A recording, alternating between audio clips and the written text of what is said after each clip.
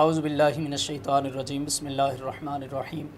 میرے تمام ہی دیکھنے والے ناظرین کو بادب السلام علیکم ورحمۃ اللہ وبرکاتہ۔ الحمدللہ ماہ ربیع الاول کی آمد ہے۔ یہ بابرکت مہینہ اپنی بہاریں لٹانے کو تشریف لایا ہے۔ اللہ کریم کا کروڑ احسان ہے، شکر ہے، جس نے ہمیں یہ بابرکت مہینہ دیکھنا نصیب کیا۔ ہر طرف بہار ہی بہار ہے، اور کیوں نہ ہو اس مہینے کے نام کا مطلب ہی بہار ہے۔ ربیع معنی بہار، خوشی۔ اس مہینے میں عاشقان رسول اپنے نبی حضور اکرم صلی اللہ تعالیٰ علیہ وسلم سے محبت کا اظہار مختلف انداز میں کرتے ہیں۔ کوئی چراغاں کرتا ہے اور کوئی سبز جھنڈے گنبد خضرا کی نسبت سے اپنے گھروں میں لگاتے ہیں۔ بچوں، بوڑھوں اور بڑوں تمام ہی حضرات کے زبانوں پر ایک ہی کلمہ جاری رہتا ہے کہ سرکار کی آمد مرحبا، آقا کی آمد مرحبا۔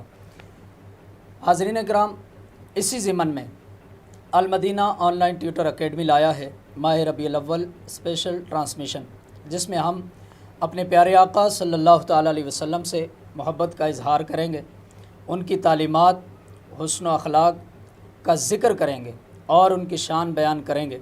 اس اسپیشل ٹرانسمیشن میں ہمارے ساتھ موجود ہوں گے علماء کرام، جن سے ہم گفتگو کریں گے، اور ثناخواں حضرات جو ہمیں نعتیہ اشعار سنائیں گے۔ تو آئیے آج کی اس ٹرانسمیشن کا باقاعدہ آغاز کرتے ہیں تلاوت کلام پاک سے۔ تلاوت کلام پاک کے لیے ہمارے ساتھ موجود ہیں جناب اسد مبارکی صاحب۔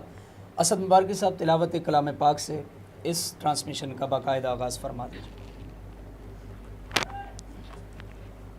اعوذ باللہ من الشیطان الرجیم، بسم اللہ الرحمن الرحیم۔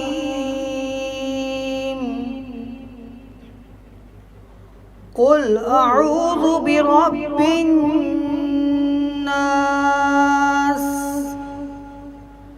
ملک الناس،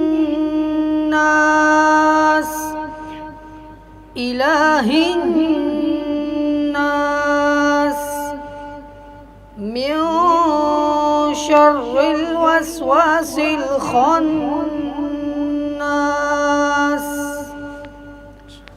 الذي يوسوس في صدور الناس من الجنة والناس۔ صدق اللہ العظیم۔ ماشاءاللہ، جزاک اللہ۔ یہ تھے جناب اسد مبارکی صاحب، خوبصورت انداز میں تلاوت کلام پاک سے اس ٹرانسمیشن کا باقاعدہ آغاز فرما رہے تھے۔ ہمارے ساتھ موجود ہیں جناب عظیم ثناخوان مصطفیٰ عاصم مصطفی صاحب۔ ہم ان سے آج ربیع الاول کے حوالے سے کلام سنیں گے۔ عاصم مصطفی صاحب، پہلے تو آپ کا بہت بہت شکریہ کہ آپ اس ٹرانسمیشن میں تشریف لائے۔ آج آپ ہمیں ربیع الاول شریف کی آمد کے حوالے سے کوئی کلام سنا دیں انشاءاللہ۔ صلی اللہ علیہ یا رسول اللہ وسلم علیک یا حبیب اللہ۔ اس کی آمد ہے یہ کیسی چمن آرائی ہے، ہر طرف پھول مہکتے ہیں، بہار آئی ہے، اور عطر افشاں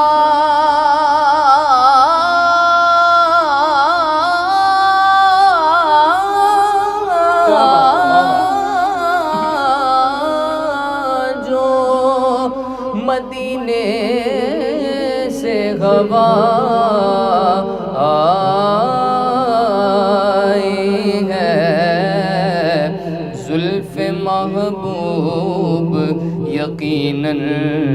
کہیں لہرائی ہے زلف محبوب یقیناً کہیں لہرائی ہے صلی اللہ علیہ یا رسول اللہ وسلم علیک یا حبیب اللہ۔ مشہور زمانہ کلام آپ کی سماعت کی نظر کرتا ہوں۔ سبحان اللہ۔ یہ کس شہنشاہ والا کی آمد آمد ہے، یہ کس شہنشاہ والا کی آمد آمد ہے، یہ کون سے شاہ والا کی آمد آمد ہے، یہ کون سے شاہ والا کی آمد آمد ہے، بولو مرحبا بولو مرحبا بولو مرحبا بولو مرحبا، یہ کون سے شاہ والا کی آمد آمد ہے، بولو مرحبا بولو مرحبا بولو مرحبا بولو مرحبا۔ یہ آج تارے زمین کی طرف ہے کیوں مائل، یہ آج تارے زمین کی طرف ہے کیوں مائل، یہ آسمان سے پیغام ہے نور کیوں نازل، یہ کس شہنشاہ والا کی آمد آمد ہے، یہ کون سے شاہ والا کی آمد آمد ہے، بولو مرحبا بولو مرحبا بولو مرحبا بولو مرحبا۔ یہ آج کیا ہے زمانے نے رنگ بدلا ہے، یہ آج کیا ہے زمانے نے رنگ بدلا ہے، یہ آج کیا ہے کہ عالم کا ڈھنگ بدلا ہے، یہ کس شہنشاہ والا کی آمد آمد ہے، یہ کون سے شاہ والا کی آمد آمد ہے، بولو مرحبا بولو مرحبا بولو مرحبا بولو مرحبا۔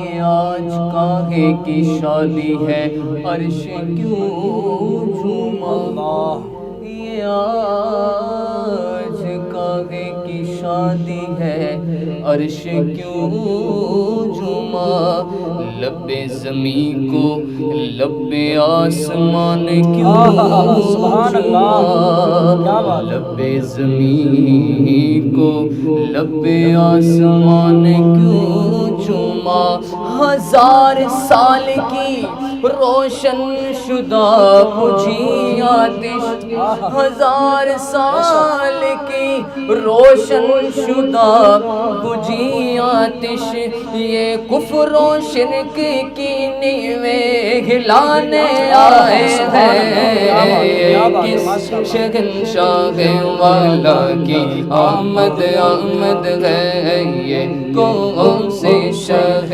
والا کی آمد آمد ہے، یہ کون سے شاہ والا کی آمد آمد ہے، بولو مرحبا بولو مرحبا سرکار کی آمد، مرحبا دلدار کی آمد، مرحبا غمخوار کی آمد، مرحبا پر نور کی آمد، مرحبا یہ کون سے شاہ والا کی آمد آمد ہے، بولو مرحبا بولو مرحبا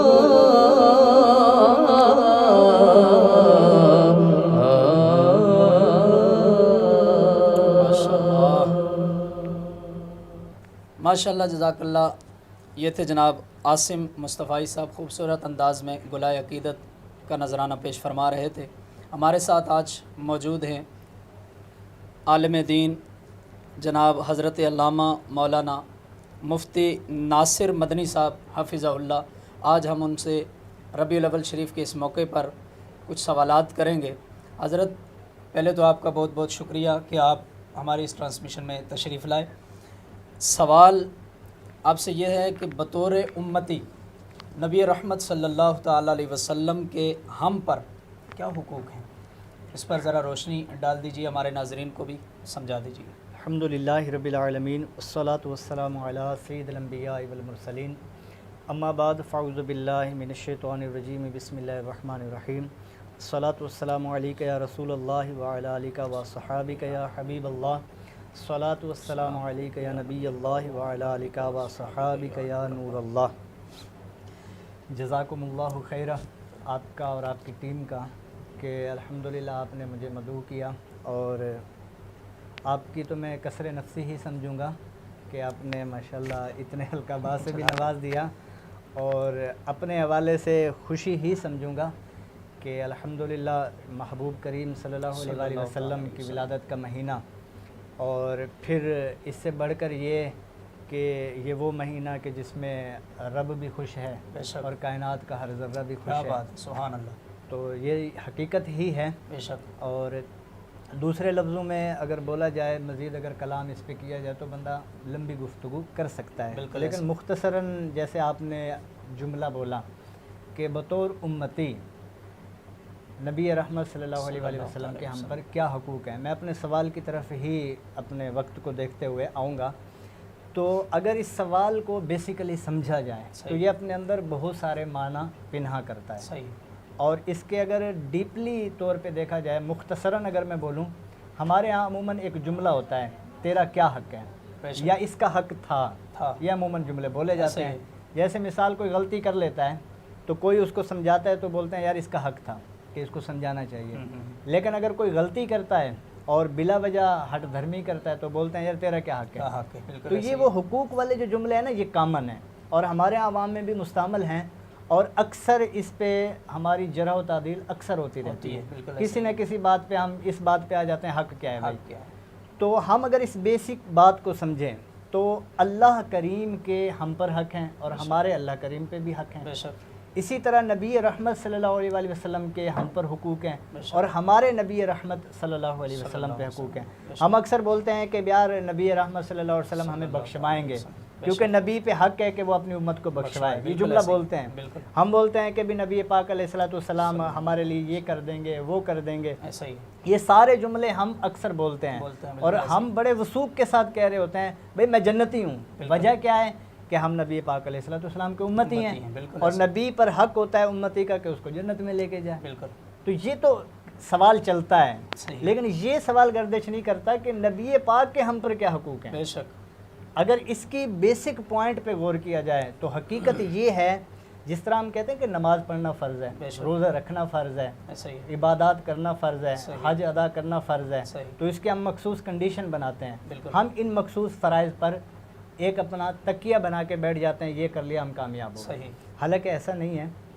اگر حقیقت پہ غور کیا جائے تو عبد الغنی نابلوسی رحمۃ اللہ تعالی علیہ الحدیقۃ الندیہ میں بیان فرمایا کہ بنی الاسلام علی خمس، شہادت اللہ الہ الا اللہ، اقام الصلاۃ و ایتاء الزکوٰۃ و صوم رمضان و حج البیت من استطاع الیہ سبیلا. اس پہ گفتگو کرتے ہیں. تو اس کے علاوہ ہم لوگ یہ بھی بولتے ہیں کہ بھی یہ اللہ کے حقوق ہیں، یہ فلاں کے حقوق ہیں. تو اب ہم بنیادی طور پہ آتے ہیں، اللہ تبارک و تعالیٰ نے بیسیکلی جو نبی پر حقوق رکھے کہ وہ امتی کو واعظ و نصیحت کرے، امتی کو سکھائے، تربیت کرے، اسی طرح نبی کے امت پر بھی حقوق رکھے. اب وہ حقوق کیا ہیں، اس کو اگر ہم ڈیپلی دیکھیں، ہم بولتے ہیں کہ یار یہ کہاں سے باتیں آ گئیں. تو یہ کہاں سے نہیں آئی. ہم اگر حقیقتاً صحابہ اور تابعین اور تبع تابعین کا دامن پکڑ لیں، جس کو میرے محبوب نے فرمایا کہ بہترین خیر قرنی، بہترین جو زمانہ ہے وہ میرا زمانہ ہے، ثم الذین یلونہ، پھر اس کے بعد جو ملے ہوئے ہیں، ثم الذین یلونہ، پھر اس کے بعد جو ملے ہوئے ہیں. تو میرے محبوب نے خود ہی فرما دیا سب سے افضل زمانہ میرا، بے شک، میرے بعد صحابہ کا، صحابہ کے بعد تابعین کا، تو ہم انہی سے رہنمائی لے لیں بے شک، کہ اسی طرح ہم اگر ان سے رہنمائی لیتے ہیں کہ کیا واقعی ہمارے اگر نبی پر حقوق ہیں تو نبی کے بھی ہم پہ حقوق ہیں یا نہیں ہیں. بالکل ایسا ہی ہے. تو قاضی ایاز رحمۃ اللہ تعالی علیہ، کون نہیں جانتا ان کو، بے شک، اور شفا شریف انہوں نے لکھی، بے شک، شفا شریف میں ہی انہوں نے جو فصلیں باندھی ہیں صحیح، اس میں جو تیسری فصل ہے صحیح، اس میں آپ نے بیان فرمایا کہ نبی رحمت کے ہم پہ حقوق ہیں صحیح، اور ان کو بیان کیا آپ نے. ٹھیک، اچھا یہ وہ حقوق ہیں جو فرض کا درجہ رکھتے ہیں. اچھا، یہ ہم سوچ رہے ہوتے ہیں کہ یار یہ کہاں سے آ گیا، نہیں بلکہ واقعتاً یہ وہ حقوق ہیں جو فرض کا درجہ رکھتے ہیں. صحیح، میں مختصراً اگر ان کو بیان کروں، ہم کہتے ہیں ایمان بالرسول، یہ ایک پہلا حق ہے. صحیح، اس کے بعد تعظیم رسول، صحیح، اس کے بعد محبت رسول، صحیح، اس کے بعد ادب رسول، صحیح، اس کے بعد تکریم رسول، صحیح، اس کے بعد عشق رسول، ماشاءاللہ، اور پھر جس کو ہم بولتے ہیں لاسٹ میں فنا فی الرسول. اور یہ وہ انتہا ہوتی ہے جس میں بندہ بالکل فنا ہو جاتا ہے. بالکل ایسا ہی ہے. اب ہم ان ساری بات کو پہلے میں ایک ہی ٹاپک کو آج لوں گا، انشاءاللہ اللہ نے وقت عطا فرمایا تو لمبی انشاءاللہ، گفتگو کریں گے. اتباع رسول، صحیح، اور اس کے بعد نبی رحمت کی سنت پہ عمل، یا آپ کی گفتگو جو ہے اس گفتگو پر ایز اٹ عمل کر لینا صحیح، کہ اللہ کریم نے جو فرمایا اور نبی کریم نے جو ہم تک پہنچایا صحیح، اس کو ایز اٹ مان لینا. اس پر اگر میں ایک اپنی آیت کریمہ جو کہ اللہ کریم نے قرآن پاک میں ذکر فرمائی وہ اپنے موضوع سے ریلیٹ کروں تو اللہ فرماتا ہے فلا و ربک لا یؤمنون صحیح، حتی یحکموک فیما شجر بینہم. صحیح، اس کے بعد فرمایا ثم لا یجدوا فی انفسہم صحیح، حرجا مما قضیت ویسلموا. صحیح، اب یہ جو جملہ ہے اللہ فرماتا ہے لا یؤمنون، فرمایا کہ وہ ایمان والے ہی نہیں ہو نہیں سکتے ہے، صحیح، حتی یحکموک، یہاں تک کہ وہ لوگ حاکم بنائیں صحیح، فیما شجر بینہم، کن معاملات میں حاکم بنائیں کہ جن معاملات میں ان کے جھگڑے ہیں، صحیح، جن کے آپسی معاملات ہیں، آپسی ان کے معاملات، جو صحیح، ذاتی معاملات ہیں. جیسے میں نے پہلے ہی کہا کہ ہم یہ بول رہے ہیں کہ یار اس کا اس پہ حق ہے، تو اگر اس نے غلط کیا ہم بولتے ہیں ٹھیک کیا ہے یہ حق پہ تھا، صحیح ہے. اگر برا کیا ہم بولتے ہیں اس کا کیا حق تھا، صحیح، یہ بول رہے ہیں نا. ایسا ہی ہے. تو اللہ کریم نے فرمایا مما قضیتا، صحیح، پھر اس کے بعد فرمایا کہ یہی بات کو ہم لیتے ہیں فیما شجر بینہم، صحیح، جو ان کے معاملات ہیں انہی معاملات میں اگر جھگڑے ہو جاتے ہیں تو پھر وہ کیا کریں گے کہ ثم لا یجدوا فی انفسہم حرجا. اب اس بات پہ اللہ نے فرمایا کہ جب آپ کی بارگاہ میں آ جائیں فیصلہ کروانے صحیح، تو اپنے اندر کوئی حرج نہ پائیں، مما قضیت جو آپ نے فیصلہ کر دیا، صحیح، یعنی کہ نبی رحمت نے جو فیصلہ کیا وہی اعظم اور اکمل فیصلہ ہے. بے شک، اور وہ یسلم تسلیما، اور اس کو یہ نہیں کہ رب کریم نے فرمایا کہ فقط فیصلہ کر لیا اب دل میں نہیں ڈالیں گے ہم بھائی کوئی بات نہیں، حرج نہیں آ رہا میرے دل میں. لیکن اس کے بعد اللہ کریم نے ایک اور قید لگائی، فرمایا وہ یسلم تسلیما، فیصلہ نہیں کرنا، سر تسلیم خم کر دینا ہے، سبحان اللہ، فقط فیصلہ نہیں کرنا. یہ آیت کا پس منظر پہ جاتے ہیں ہم. سبحان اللہ، حضرت زبیر رضی اللہ تعالیٰ عنہ نبی پاک علیہ الصلوۃ والسلام کے پھوپھی زاد بھائی، بے شک، پہاڑی ہے اوپر گھر ہے، صحیح، حضرت زبیر کا اوپر گھر ہے. اب آپ کا گھر اوپر ہے اور ایک شخص منافق کا گھر نیچے ہے صحیح. اس سے. اب جب بارش آتی ہے تو پہلے پہاڑی پہ آئے گی اور حضرت زبیر کے گھر پہنچے گی، صحیح، پھر اس کے بعد نیچے آئے گی. صحیح، اب یہ معاملہ ڈسکس ہو رہا ہے. حضرت زبیر رضی اللہ تعالیٰ عنہ یہ اصولی طور پہ ہے کہ آپ پانی آ رہا ہے تو پہلے آپ جمع کریں گے اپنی ضرورت کا، صحیح، پھر چھوڑیں گے تاکہ اگلے کو بھی پہنچے. صحیح، تو یہ سلسلہ چلا. تو حضرت زبیر نے اپنی ضرورت کا پانی جمع کیا، صحیح، پانی جمع کرنے کے بعد باقی پانی چھوڑ دیا تاکہ نیچے والوں تک پہنچ پہنچے. جائے، صحیح، المختصر یہ کہ اس بندے کو تکلیف ہوئی، تکلیف ہوئی، دل میں وہ اصل میں تو حقیقت میں کچھ اور تھا، اتباع رسول تو تھی تھی نہیں، نہیں، منافق اس بندے کو تکلیف تھی، منافقت تھی. تو اب اس بندے نے کیا کیا، نبی پاک کی بارگاہ میں پہنچا اور کہا کہ یا رسول اللہ حضرت زبیر نے ایسے کر دیا. میرے آقا نے فرمایا زبیر کو لے کے آؤ. صحیح، اب اس سے ریلیٹ دو چار حدیثیں اگر آپ کو سناؤں گا نا تو آپ کہیں گے یار یہ تو واقعتاً اگر ہم نے پس منظر دیکھا اور آیت دیکھی تو ہم بولیں گے یار یہ روایات ہم سنتے ہیں لیکن حقیقت کیا ہے، اس کی آیات سے کیسے ریلیٹ ہو رہی ہیں یہ آیتیں، یا یہ احادیث جو ہیں احادیث آیات سے ریلیٹ ہو رہی ہیں کیسے. صحیح، ہم اس کے اگر پس منظر پہ غور کریں تو پھر کیا ہوا، وہ شخص آیا اور آ کے کہنے لگا زبیر نے ایسا کر دیا. میرے آقا نے زبیر کو بلایا اور آپ کا بڑا پیارا انداز تھا, میٹھا انداز. میرے مصطفیٰ کے انداز جیسا کسی کا انداز ہی نہیں ہے, نہیں ہو سکتا. آپ جیسا کوئی طریقہ ہی نہیں ہے کہ کسی نے ایجاد کیا اور وہ کامیابی مل جائے. المختصر یہ ہے کہ وہ شخص, نبی پاک نے فرمایا اے زبیر کیا کیا؟ تو عرض کیا یا رسول اللہ پانی آیا, میں نے روکا, باقی چھوڑ دیا. میرے آقا نے فرمایا ٹھیک کیا. اب اس منافق کے دل میں کجی پھر بھی تھی, تو یہ کجی لے کر حضرت سیدنا صدیق اکبر کی بارگاہ میں گیا. تو یہ وہ روایت, اب آپ پس منظر پہ غور کریں. صدیق اکبر کی بارگاہ میں گیا, کہا کہ حضور اس طرح کا معاملہ ہے. تو میرے آقا صدیق اکبر دل کے تو غیب دان, واقعی آپ بھی غیب دان تھے اور میرے آقا بھی غیب دان, کیونکہ آپ کے صدقے سب مل رہا تھا. تو میرے آقا صدیق اکبر نے بھی وہی فیصلہ کیا جو میرے مصطفیٰ نے کیا. سبحان اللہ, کیا بات ہے. اس کے دل میں پھر بھی آرام نہ آیا, وہ مروڑ چل رہی تھی. میرے رب نے اسی لیے فرمایا لا یجدو فی انفسہم حرجا, اپنے دل میں حرج نہ ڈالو. یہ حرج لے کے بیٹھ رہا تھا. اب یہی شخص سیدنا صدیق فاروق اعظم کی بارگاہ میں پہنچا.